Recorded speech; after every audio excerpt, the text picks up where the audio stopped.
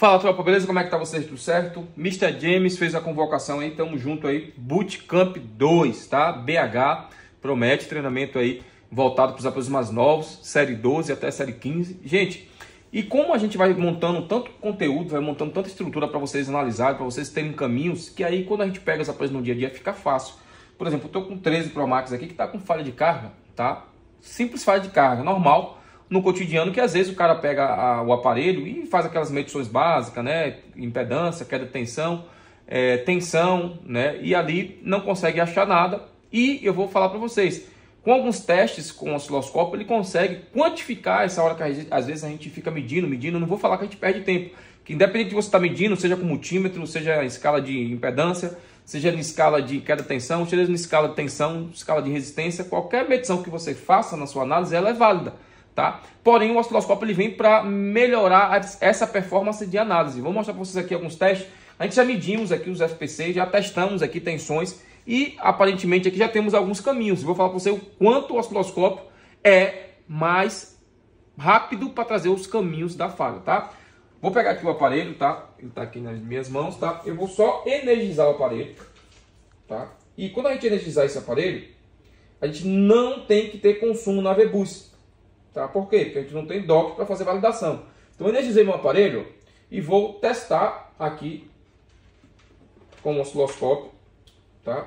No pino da VBus, aqui no FPC. E olha lá para o meu osciloscópio. Eu tenho automaticamente ali 2 volts e tenho um consumo aqui, tá? De novo, ponta de sonda, ó, 2 volts, tá? A VBus, gente, não é para ter nenhuma tensão aqui e não é para acontecer aquilo, tá? Por quê? Vou colocar o mesmo um outro 13 Pro Max aqui agora, aí é outra placa, e vou fazer o mesmo teste. Olha para cá. 0. Então, esse Young's aqui tem que apresentar esse comportamento, porque a VBus não pode consumir nada sem conector de carga e sem energização na dock. Então, eu já sei que nessa placa aqui do cliente, tá?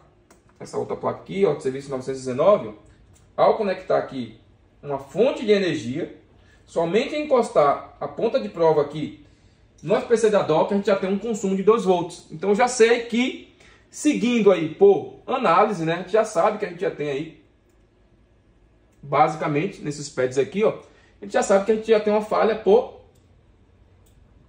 o nosso U4900, que é o nosso Young's.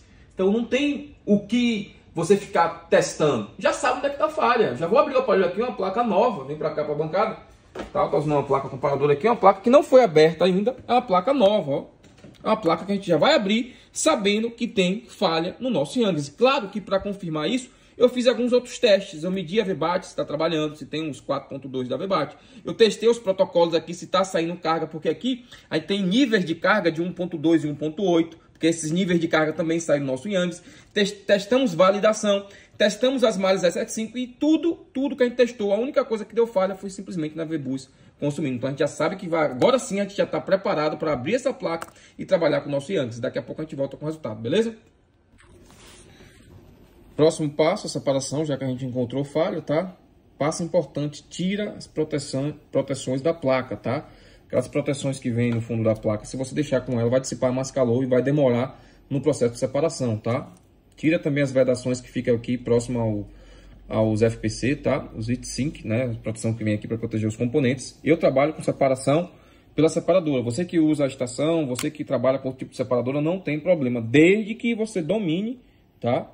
A sua separadora e desde que você domine a estação, tá? Eu vou trabalhar aqui com temperatura 230 graus, tá? Eu trabalho aqui com essa temperatura, com a média de tempo aí de 1 minuto e meio a 1 minuto e 40 para separar as placas todas dentro de um tempo menor que 2 minutos, tá?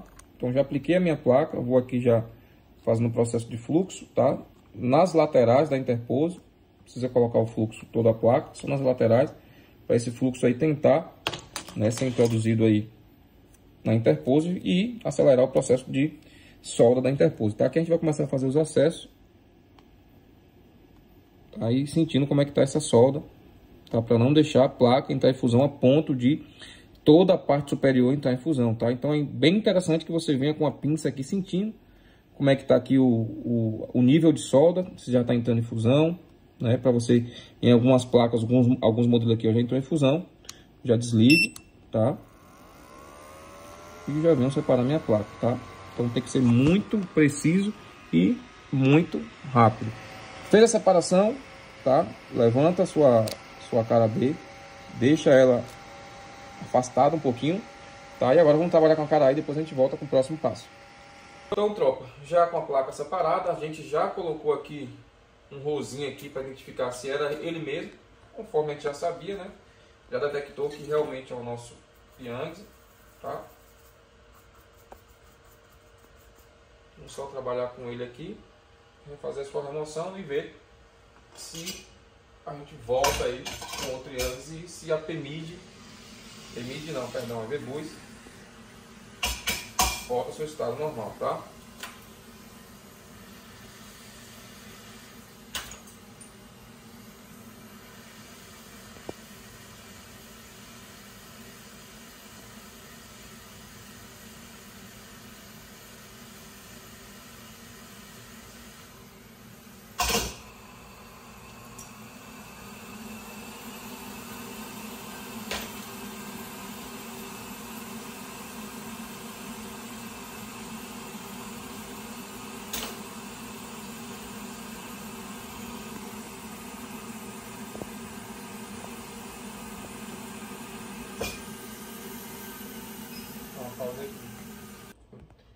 Fala família, beleza? Trocamos o Yangtze, tá? O aparelho já está sem consumo, tá?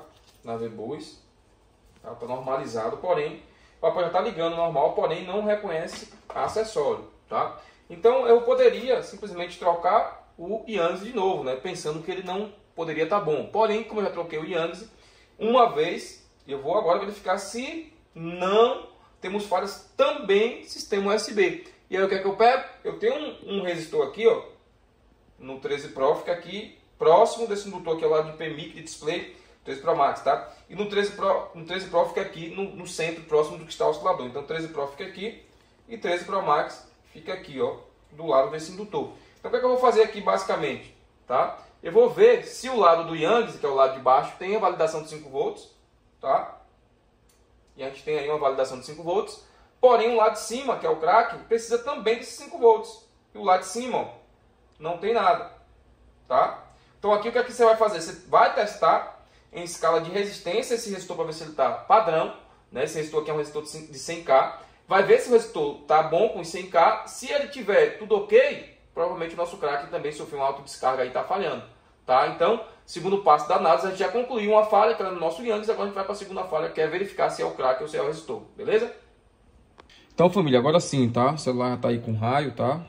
Já está aqui como manda o figurino ali naquela última porta, que é a porta turbo, porta QC, já tem um carregamento turbo, tá? Ele carrega acima de 2 A, então tá carregando normal. Esse aparelho tinha 3 falhas.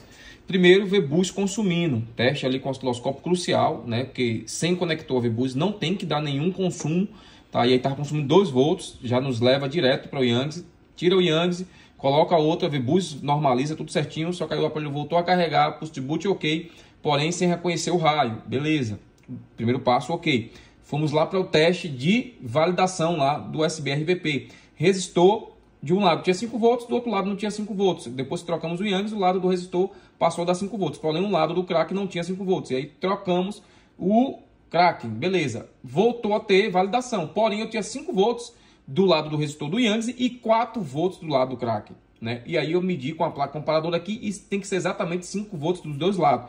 E aí eu troquei o resistor, medi, o resistor é um resistor de 10 ohms, tá? E aí testei, coloquei outro resistor padrão que estava funcionando na outra placa, placa sucata, e o celular tá agora sim, tá reconhecendo certinho ali amperagem, né? Tá ligando normal pelo cabo, que não ligava pelo cabo, tá? Com amperagem padrão. Já tem raio aqui também, agora é só esperar aí pelo menos subir até uns 10% de carga para a gente fechar a placa, beleza?